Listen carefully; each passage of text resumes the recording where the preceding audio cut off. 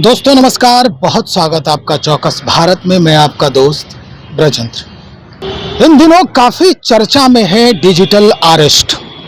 क्या है ये, क्यों परेशानी हो रही है उन लोगों को जिनके बैंक में खाते हैं, जिनके खातों में काफ़ी मात्रा में पैसे हैं या कम मात्रा में भी जिनके पैसे हैं, वो भी इस चंगुल में फंसते नज़र आ रहे हैं।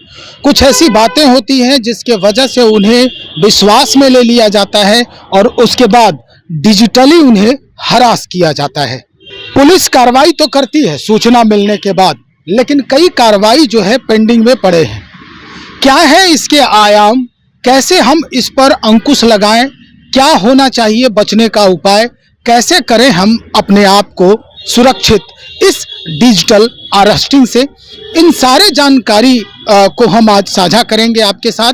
और इस बाबत हमसे बातचीत करेंगे हमारे साथ पटना उच्च न्यायालय के वकील हैं डॉक्टर कौशलेंद्र नारायण जी। इन्हीं से हम आज बातचीत करने इस मुद्दे पर आए हैं और जानने का प्रयास कर रहे हैं। सर, सबसे पहले तो बहुत स्वागत आपका। धन्यवाद। आजकल जो स्थिति बनी हुई है कि भाई कोई भी कॉल करता है और तुरंत उसे विश्वास में ले लेता है और पब्लिक जो है वो फंसते जा रही है। उसके खाते से काफ़ी पैसे उड़ जाते हैं, किसी के 1 लाख, किसी के 75,000, किसी के 48,000। हमारे जानकारी में भी कई लोग ऐसे हैं जो इस अरेस्टिंग के शिकार हो चुके हैं।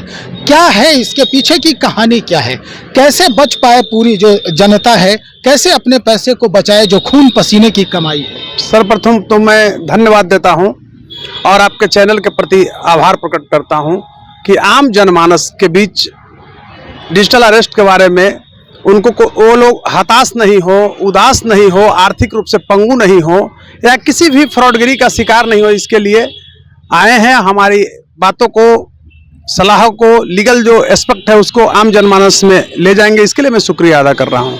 धन्यवाद। सर्वप्रथम मैं बताना चाहता हूँ, देखिए टू द पॉइंट आपने कहा डिजिटल अरेस्ट। तो डिजिटल अरेस्ट जो है ये सर्वप्रथम ब्लैकमेलिंग का एक नया तरीका है। देखिए थोड़ा सा आप दो चीज समझिए, एक साइबर फ्रॉड थे और एक डिजिटल अरेस्ट है, ये दोनों में थोड़ा थोड़ा अंतर है। साइबर फ्रॉड आप देखते होंगे पहले एटीएम के पिन मांगते थे, आधार कार्ड मांगते थे, लेकिन डिजिटल जो अरेस्ट कर रहे हैं ये पढ़े लिखे लोग कर रहे हैं, एक नया गिरोह है। अच्छा। और ये लोग करते हैं क्या कि सर्वप्रथम आपको फोन करेंगे, फोन करके आपको डराएंगे इस रूप में, कहेंगे कि आपके यहाँ कोई जैसे सपोज ऐसा भी कर सकते हैं, एक पार्सल का ये लोग बहाना देते हैं कि आपके यहाँ पार्सल जो है से पहुंचा है जिसमें ड्रग्स है। अब ड्रग के नाम जानते हैं प्रतिबंधित है इंडिया में, ड्रग के नाम पर लोग डर जाते हैं। उनको ये लोग कहते हैं कि आप वीडियो कॉल पर सामने आओ, हम सीबीआई पदाधिकारी हैं, तो हम एक्साइज के अफसर हैं, विभिन्न तरह के हम रॉ के अफसर हैं, ब्लैकमेल करते हैं और वीडियो कॉलिंग कराते हैं। वीडियो कॉलिंग कराते कराते बहुत सा चीज मांग लेते हैं, जैसे पैन कार्ड हुआ, आधार हुआ, मोबाइल का स्क्रीनशॉट ले लिए।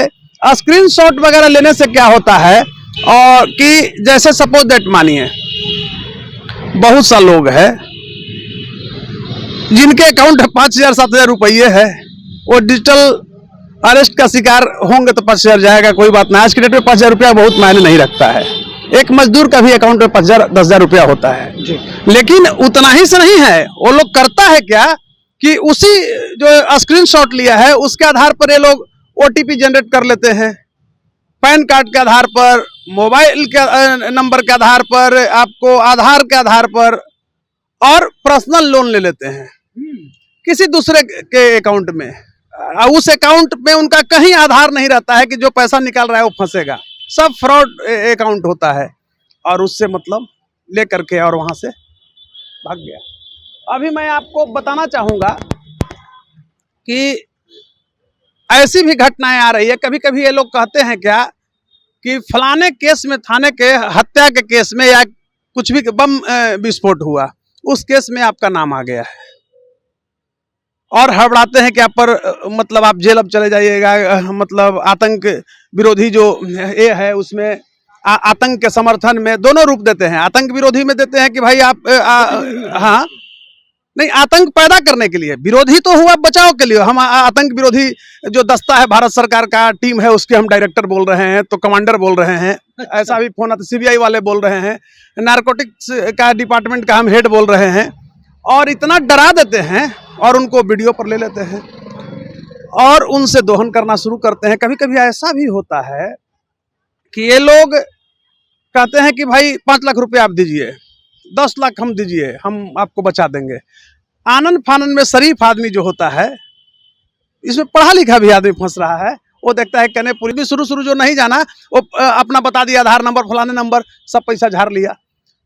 डिजिटल अरेस्ट जो होता है, इसमें वो डराते हैं कि आपके पूरे परिवार फंसने जा रहे हैं देश विरोधी गतिविधि में, और डर करके अच्छे अच्छे आदमी भी अरेस्ट हो जाता है। वीडियो कॉल कहता है कि वीडियो पर आप सामने आ जाइए, आपका हम ये ले रहे हैं, वहीं से इन्वेस्टिगेशन। क्या होना चाहिए वकील साहब अगर ऐसी परिस्थिति आती है, तो किस तरह से आम जन जो है वो अपने आप को प्रोटेक्ट करे, क्या करे, कैसे क्या? सबसे पहले मैं विंग लॉयर जो कानून कहता है वो मैं बताना चाहता हूं कि सर्वप्रथम तो इस तरह का अगर फोन आता है तो हमारे और आपके जो चैनल के जितने भी सब्सक्राइबर हैं उनको ये जानकारी होना चाहिए, या आम जनमानस को पूरे देश की जानकारी होना चाहिए कि इस तरह का जांच का हमारे कानून में कोई प्रावधान नहीं है। भारत सरकार या हमारा जो अब तो बीएनएस हो गया, भारतीय न्याय संहिता हो गया, या बीएनएस किसी भी चीज में, अब तो भारतीय साक्ष्य अधिनियम हो गया है, उधर इंडियन एविडेंस एक्ट था, अब भारतीय साक्ष्य अधिनियम, कोई ऐसा बीएस में ऐसा प्रावधान नहीं है कि वीडियो कॉलिंग के द्वारा आप किसी को जांच के नाम पर डरा करके और मोटी रकम ले सकते हैं। तो ये डरे नहीं, सबसे पहला चीज है कि डरे नहीं। ऐसा कोई भी हमारा कानून जो है से उसमें प्रावधान नहीं है कि किसी भी केस का आईओ स्वयं वीडियो कॉल कर करके और डरा करके और पैसा उसको डिजिटल अरेस्ट कर सकता है। यह जो है इलीगल है और इसको कोई भी चैलेंज नहीं कर सकता है। तो वो डरे नहीं। इस तरह के अगर फोन आता है तो अगर आप डर गए तो फिर डिजिटल अरेस्ट का शिकार हो गए। तो डिजिटल अरेस्ट का शिकार नहीं, डिजिटल अरेस्ट नहीं आप हो, इसके लिए आप डरे नहीं। इस तरह का कॉल आए, किसी तरह का सेक्रेसी चीज को आप उसको नहीं दे, किसी तरह से उसको काट दे, कॉल कर दे, या फिर बता दे कि नहीं हमको इसकी कोई जानकारी नहीं है, जो होगा देखा जाएगा। बिल्कुल, अगर इस तरह के बात आता है तो आप ठीक है, आप पढ़े लिखे नहीं हैं, आपके रिश्तेदार लोग हैं, भाई लोग हैं, दोस्त लोग, उनसे सलाह लें, डरे नहीं। अगर किसी वकील का नंबर है तो आप वकील साहब से सलाह लीजिए। किसी भी कानून के जानकार का नंबर है, किसी भी पुलिसकर्मी का नंबर है तो उनसे सलाह लेके मेरे पास ये नंबर से। वकील साहब, दूसरा ये सवाल कि इस तरह के शिकार जो है वो ग्रामीण लोगों में ज्यादा हो रहा है या शहरी जो लोग हैं, पढ़े लिखे लोग हैं, या किसी बड़े कार्यालय में अधिकारी के तौर पे हैं, ऐसे लोग भी इसके देखिए, मैं आपको बताना चाहता हूँ स्पष्ट रूप से, ना तो इसके शहरी को कहा जा सकता है कि वो शहरी शिकार ज्यादा हो रहे हैं, ग्रामीण पढ़े लिखे कम है तो वो शिकार हो रहे हैं। ये कब कौन कहां से शिकार, इसलिए कि वियतनाम से भी फोन आता है, अब समझिए, और अन्य प्रदेशों से फोन आता है, मलेशिया से आपको फोन आ जाएगा। तो आप कैसे कह सकते हैं, वो पार्टिकुलर थोड़ी फोन करता है कि अमुक पत्रकार को हम टारगेट कर रहे हैं। वो तो जिसका नंबर मिला उसको अरेस्ट कर लिया, वो डिजिटल अरेस्ट अपने गिरफ्त में लेना और फिर उसका दोहन शुरू कर दिया, घूस लेना शुरू किया, फलाना लेना शुरू किया। तो इससे बचना है, डरे नहीं। हमारा कानून में जांच का इस तरह का कोई भी प्रावधान नहीं है कि कोई अफसर किसी को डरा करके और वीडियो कॉलिंग के द्वारा, चाहे वो नारकोटिक्स विभाग का अफसर हो, सीबीआई हो, रॉ हो, सीआईडी हो, किसी भी विभाग का, चाहे वो भारत सरकार हो, बिहार सरकार या स्टेट गवर्नमेंट का पदाधिकारी हो, पुलिसकर्मी हो, वो नहीं जांच कर सकते हैं। सवाल ये भी खड़ा हो रहा है कि भाई अगर इस तरह के कॉल आते हैं तो मेरा जो डाटा है, पर्सनल जो डेटाज हैं, वो कैसे लोग पा लेते हैं, कहाँ से निकाल लेते हैं? क्या जो बैंक में हमारे डेटाज हैं वो कोई सुरक्षित जगह पे नहीं है, सुरक्षित हाथों में नहीं है, या अन्य स्कूल कॉलेजेस में हमारा कोई डेटा है, जो ऑफिस में हम काम कर रहे हैं वहाँ हमारा पर्सनल डेटा है, वहाँ सुरक्षित हाथों में नहीं है? आखिर ये लीक कैसे होता है? इन शातिरों के चंगुल में हमारा पूरा डेटा फंसता कैसे है? देखिए, मैं बता रहा हूँ स्पष्ट रूप से। कल आप देखे होंगे, बैंक से थोड़ा हट के बात कीजिए, कल आप देखे होंगे इंडियन आर्मी का एक जवान वो डुप्लीकेट पास मुहैया कराता था आर्मी का, और बाहरी लोगों को इंटर कराता था, उसके नाम पर विभिन्न तरह के गतिविधि होता था। तो आप ये बताइए कि जब वो बाहरी लोगों को इंटर करा रहा है डुप्लीकेट पास के द्वारा, तो वो सेना का डाटा लीक करेगा कि नहीं लीक करेगा? अब बैंक कर्मी, मैं आपको स्पष्ट रूप से बता रहा हूं कि बैंक कर्मी भी कुछ पर्सनल लोगों को इस तरह का डाटा दिए हैं और अरेस्ट भी हुए हैं। लेकिन साइबर फ्रॉड, देखिए मैं यहाँ एक चीज बताना चाहूंगा, अन्यथा नहीं लेंगे आप। ये स्पष्ट रूप से आप एक ऐसी अभी ब्रेन भारत में काम कर रहा है जो हताश ब्रेन है, उदास ब्रेन है, वो दिमाग लेकिन उसका बहुत शातिर है। जैसे आप देखते होंगे कि देखिए बोलने में बड़ा अटपटा है, लेकिन मेरा बेबाकी से बोलना ही परिचय रहा है कि 98% नंबर ला करके और उसको नौकरी नहीं मिल रहा है, अब 20% वाला नौकरी कर रहा है। तो 98% का ब्रेन का तुलना कर सकते हैं ना, किसी भी परीक्षा हुआ वो 98% नंबर ला करके बेचारा 90 से ऊपर ला करके रोड पर मारा फिर रहा है, वो जनरेट किया। आप देखे होंगे कि जिस तरह से एक न्यूड वीडियो कॉल आता था, उसको भी कह सकते हैं उसी तरह से।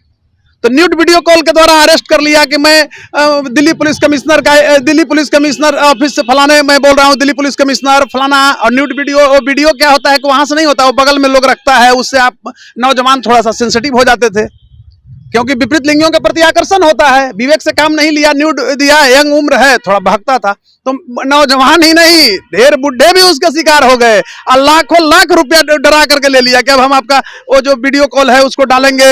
और करता था क्या ना कि कर लिया आपके, वो रिकॉर्ड कर लिया वहां से आपका भी न्यूड, और वो आपके जो फेसबुक वाले फ्रेंड है उसको भेजना शुरू किया। सामाजिक डर से लोग देता था कि एक कीजिए वो कीजिए, लेकिन सच्चाई है कि न्यूड वीडियो को यूट्यूब स्वयं ब्लॉक कर देता है 1-2 मिनट में। तो जो नहीं जाने वो शिकार हो गए। नहीं, तो सवाल मेरा यही है वकील साहब कि आखिर ये जो लीक हो रहा है हमारा पूरा डेटा, वो कहां से लीक होता है? सुरक्षित हाथों में है कि नहीं? भारत इस समय जिस गतिविधि को झेल रहा है, भारत की जनता जो झेल रही है, क्या उनके डाटाज अभी भी सुरक्षित हैं लाख कोशिशों के बावजूद? देखिए मैं कहूंगा कि सुरक्षित नहीं है। कैसे सुरक्षित है भाई? आप वैसे कूड़े कचड़े को बहाल कर ले जा रहे हो, वहां जो आपका आईटी सेल है वहां बैठा रहे हो और 20-30% वाला से काम ले रहे हो, कितना डाटा को सुरक्षित रखेगा? 98% वाला को रोड पर छोड़ दे रहे हो, तो कहीं ना कहीं यह भी एक प्रमुख कारण है। मैं देखिए ये कारण हो सकता है वकील साहब, लेकिन कोई जरूरी नहीं है, कोई जरूरी नहीं है, जरूरी है सारे कम अंक लाने वाले लोग इसी तरह जरूरी है। मैं आपको बता देता हूं, आप स्पष्ट रूप से समझिए, लीगल एस्पेक्ट से हट करके। आज आप किसी ऑफिस में जाइए, कंप्यूटर का होल्ड लगा, तो कंप्यूटर में जो यहाँ पर बहालियां हुई है, आपको विश्वास नहीं होगा, वो कंप्यूटर नाम मात्र पड़ा हुआ है। कंप्यूटर का जो यहाँ जो प्रभारी हैं, वो साइड से बच्चे के लाके 8,000 10,000 दे करके काम करवा रहे हैं। अच्छा। आपने तो बुझा नहीं रहा है, बहाल होकर चले आया आरक्षण पर, और वो बच्चा तेज है, वो क्या कर रहा है कि वहां से डाटा लेके मार्केट में बेच रहा है। बताइए, इसलिए कि बहुत तो ब्रेन है नहीं, कहीं ना कहीं तो इशारा कोई काम किया अफसर, तो कुछ बड़े बड़े लोग भी इसमें इन्वॉल्व हैं। ऐसे नहीं डिजिटल अरेस्ट ही मत कहिए कि सिर्फ वही है, और कई कारण है। अत्यधिक लोभ भी इसका कारण है। कानूनन रूप से कैसे इस पर अगर इस तरह का मामला सामने आता है या उसके जद में हम आते हैं, तो कानूनी जो प्रक्रिया है उससे हम कैसे हेल्प ले सकते हैं? मैं स्पष्ट कर रहा हूँ, 420 का उस पर केस होगा, लेकिन मैं स्पष्ट रूप से कहना चाहूंगा कि कानून में बहुत कड़ी सजा नहीं है, इसलिए वो लोग को बेल हो जाता है। जैसे अभी आप देखे होंगे, बहुत अच्छा लगा, अभी भारत सरकार ने एक कानून बनाया कि अगर किसी पेपर आप लीक करते हैं तो आपको आजीवन कारावास करा दिया जाएगा। इसी बिहार में 67वीं बीपीएससी में 700 डिप्टी कलेक्टर लोग बनाया, जिसमें रंजीत रजक डीएसपी यहाँ का जेल गया। आपको विश्वास होगा, दुर्भाग्य है इस बिहार का, और हम सम्मान करते हैं नीतीश जी को, लेकिन नीतीश जी के राज में आफ्टर इंडिपेंडेंस मूवमेंट इतना बड़ा मतलब घोटाला मानक परीक्षाओं में नहीं हुआ। और क्या हुआ, 60 दिन के अंदर उसको डीएसपी रंजीत रजक को बेल मिल गया। अभी वो कहीं डीएसपी पोस्टिंग, वो क्या करेगा बताइए? उसी तरह से करेगा, उसको कोई डर ना है। अरे कमाया ना, अरबों रुपया कमाया, 12 गो के डिप्टी कलेक्टर बनाया, पेट्रोल पंप भी इसको खोल लिया, और 60 दिन अंदर रहा। फिर समाज में उसी तरह से चलेगा, फिर उसको गार्ड मिल गया, बॉडीगार्ड मिल गया, सरकारी गाड़ी मिल गया, डीएसपी साहब कहा रहा है। ऐसे लोगों को सजा कर ही नहीं, आजीवन मतलब माने टिल डेथ करा देना चाहिए, टिल डेथ तक मतलब सजा होनी चाहिए, मृत्यु पर्यंत आजीवन कारावास।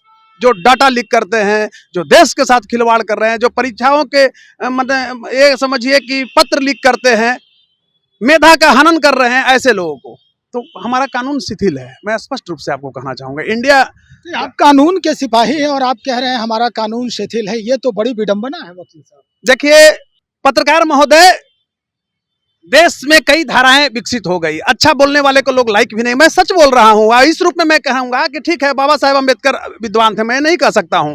देश के संविधान किसने बनाया था? यहां के विद्वानों ने।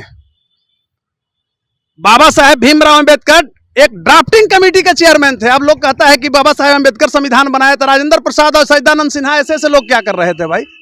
तो ये तो वोट की राजनीति है ना। मैं कहता हूं, मैं सम्मान देता हूं अंबेडकर जी को कि मैं उन्हीं का रूप बता रहा हूं यहाँ कि मैंने संविधान रूपी एक देव मंदिर बनाया। देवताओं के प्राण प्रतिष्ठा के पूर्व दानवों ने चुरा लिया। संविधान तो बहुत अच्छी चीज है, कानून भी अच्छी, कानून का कौन पालन करेगा बताइए? जितना गुंडा मवाली चोर चुहाड़ वही सब जनप्रतिनिधि बन गया, माननीय बन गया। जनता को चाहिए, जनता का एक विकास होगा, फलाना होगा। तो मैं एक चीज और कहना चाहूंगा। अभी बिहार से एक हमको लगा था कि IITN है, आप जानते होंगे, प्रशांत किशोर। बड़ी अच्छा लगा कि हर पार्टी में काम है। ये प्रशांत किशोर भी बिहार में आकर जाति जाति खाली कर रहा है। आप समझिए बिहार कहां जाएगा।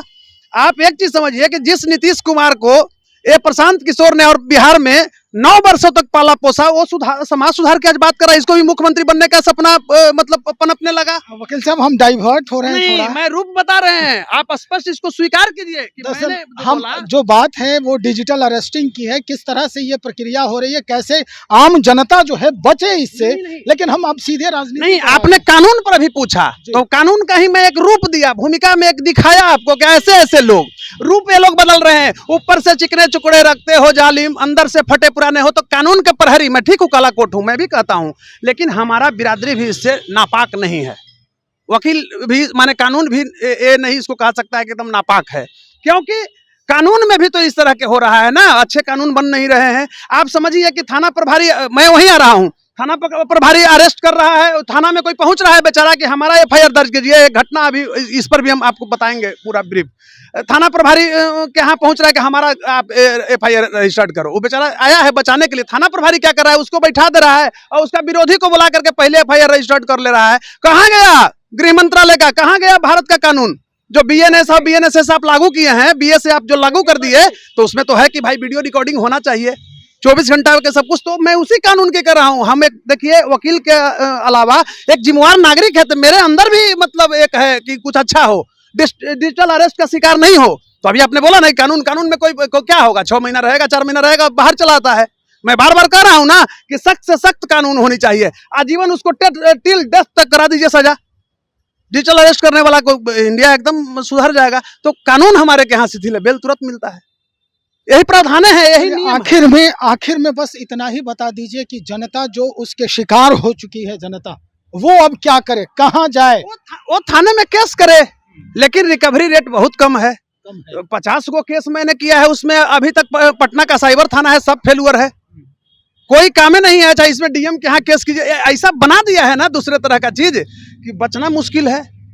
वो मर जाता है, मतलब जिसका बेचारा के लूट गया सब कुछ। क्रिमिनल जो है, साइबर फ्रॉड जो है, डिजिटल अरेस्ट करने वाला है, वो मालामाल है, वो सीना टाइट करके चल रहा है। जब वो करेगा तो क्या होगा? 2 महीना 3 महीना जेल रहता है, बाहर निकल जाता है, करोड़ों लूट लेता है, फिर जस के तस बताइए उसका स्टेटस वही रहता है। कोई सजा का ना है कि भाई सजा हो गया तो इसको कर दो 20 साल सजा, इसकी जवानी वहीं खत्म कर दो, फिर लुढ़कता चलेगा। तो यही दुर्भाग्य है। मैं वहीं पर आ रहा हूं जहां आप चाह रहे हैं कि हमारा सख्त से सख्त कानून होना चाहिए। ऐसे लोगों को माने मृत्यु पर्यंत कारावास करा देना चाहिए। ठीक है, फांसी आप मत दो, लेकिन मृत्यु पर्यंत टिल डेथ तक करा देना चाहिए, चाहे कम से कम 20 साल सजा कर दो। बिल्कुल। चलिए, बहुत शुक्रिया जानकारी देने के लिए। अधिवक्ता कौशलेंद्र नारायण जी बातचीत कर रहे थे, पटना उच्च न्यायालय के अधिवक्ता हैं, और डिजिटल अरेस्ट पर इनसे हमारी बातचीत हो रही थी। उम्मीद है इनके बातचीत से जो शिकार हो चुकी जनता है अपने राज्य की, कम से कम उन्हें एक रास्ता मिले और ये समझने का प्रयास करें कि खुद ही इससे बचने की जरूरत है। इस तरह के अगर कॉल आते हैं, इस तरह से अगर कोई आपको प्रोवोक करता है इस कार्य के लिए, तो सबसे पहले सेल्फ प्रोटेक्शन जो है वो समझदारी है आपकी कि हमें अब किस तरह के डिसीजन लेने हैं, क्या करने हैं।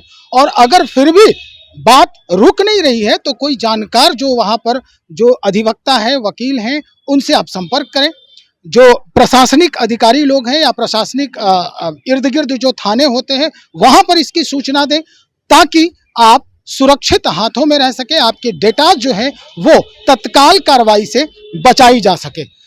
तो चलिए हम और भी देखते हैं कि क्या कुछ परिवर्तन होता है। हालांकि वकील साहब ने बहुत कुछ कहा है कि कानून जो है हमारे देश का, उसमें इस मामले को लेकर, इस मसले को लेकर परिवर्तन की आवश्यकता है। तो देखते हैं कैसे जो न्याय के पुरोधा हैं, जो बड़े बड़े अधिवक्ता हैं, जो कानून के ज्ञाता हैं, वो कैसे इसमें परिवर्तन करें ताकि उन्हीं की जनता इससे बचाव कर सके। बने रहिए हमारे साथ, हम और भी खबरों को लेकर बहुत जल्द हाजिर हो रहे हैं। बहुत शुक्रिया।